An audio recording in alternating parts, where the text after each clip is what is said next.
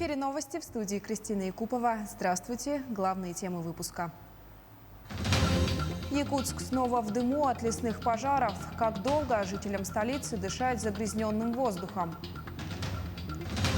Бесплатные гектары теперь и в Арктике. Программа начала действовать с сегодняшнего дня. Реконструкция и ремонт дорог продолжается в республике в разных районах.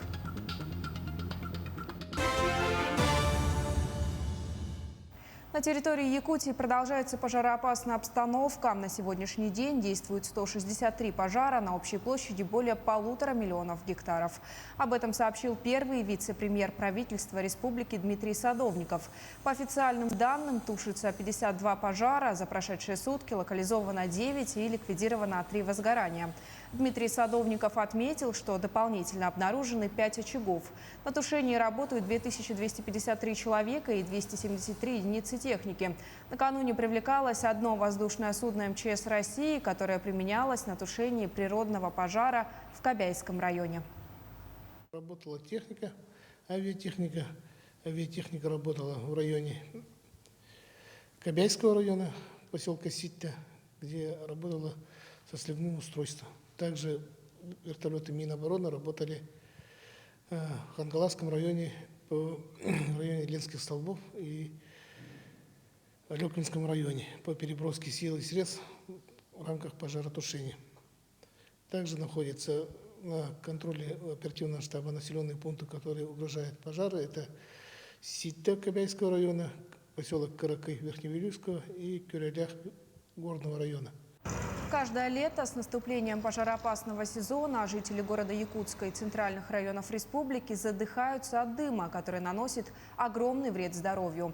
По прогнозам, дым в столице республики сохранится до вторника. То, что мы наблюдаем в якутской задымленности, это в основном из горного района. Ветер у нас северо-западный. Ближайший, по прогнозам, у нас до вторника задымленность в Якутске будет и в ряде ближайших населенных пунктов. По информации гидрометцентра, во вторник, возможно, поменяется направление ветра и, соответственно, уже дым может уйти. Специальная авиация, база которой находится в городе Мирный, вернется к работе по тушению лесных пожаров после рассеивания смога. Это связано с тем, что густой дым создает угрозу при заборе воды из водоемов и последующей работе при сливе на низких высотах. В свете того, что есть большая задымленность и нет видимости, не работала большая авиация. Они базируются в городе Мирном и ожидают, когда уйдут, распогодится. Также самолет-зондировщик не работает в виде отсутствия ресурсных облаков. К другим темам. Россияне смогут получить в бесплатное пользование землю в сухопутной зоне Арктики. Гектары предоставляют в Мурманской области, Ненецком и Ямало-Ненецком округах, а также в ряде районов Красноярского края, Архангельской области, Коми и Карелии. На первом этапе до 1 февраля 2022 года в программе могут участвовать только местные жители, те, у кого есть регистрация в перечисленных регионах. Также вводится правило, что обладатели дальневосточных и арктических гектаров вправе взять бесплатно дополнительный надел, если они успешно освоили, оформили в собственность или длительную аренду ранее имеющиеся земли. На краснодарских курортах с сегодняшнего дня смогут отдохнуть только привитые от COVID-19 туристы. Необходимо предоставить документ, подтверждающий перенесенное заболевание из личного кабинета на портале госуслуг, сертификат о вакцинации или справку о прохождении первого этапа вакцинации. Исключение составляют только те, кому делать прививку от коронавируса запрещено по медицинским показателям. Кроме того, власти Кубани разрешили принимать на курортах туристов с отрицательным ПЦР-тестом. Детям до 14 лет включительно медицинские документы для заселения не требуются. Несовершеннолетним от 15 до 18 лет необходимо также предоставить отрицательный ПЦР-тест. Порядка 40% от общего объема ремонта дорог готовы в Якутске. Работы идут в штатном режиме, даже с небольшим опережением графика. Марферина Алексеева отправилась в объезд по объектам вместе с делегацией правительства. До начала зимы на территории Якутска и близлежащих населенных пунктов планируется ввести в эксплуатацию 49 километров отремонтированной дороги. Сейчас над ними трудится 8 подрядных организаций. Работы ведутся на 44 объектов. На сегодняшний день в 14 из них работы полностью завершены. В этом году у нас 8 подрядных организаций по нацпроекту. Основная организация это у нас Рикавтодор. У него 25 объектов. 25 объектов – это 25 километров. Согласно утвержденного графика, мы идем со стороны Хатаса в сторону Кангаласа. Работы завершены сейчас в Хатаса, пригородном, Кангаласы, Маган. Там, то есть в этих объектах работы все завершены по асфальту. Сегодня с опережением графика ведутся активные работы в микрорайоне Марха по улицам Советская и Олега Кашевога. Также ремонтируются отрезки дорог от улицы Халтурина до Лермонтова и окружное шоссе на участке от Жарницкого до Вилюйского тракта. По окружному шоссе есть вопросы как раз по переключению электроэнергии, по определенным неудобствам, которые испытывают наши горожане и гости столицы, потому что дорога связывает с федеральной дорогой. Но скажу одно, что все равно эту работу надо выполнить. Там, скажем, перекрытия дороги и движения не будет. Движение будет сохраняться, но с определенным неудобством. Открытие полностью движения без асфальта это будет со 2 августа. Потом через 2 недели уже начнется укладка асфальта, где-то после 15 августа.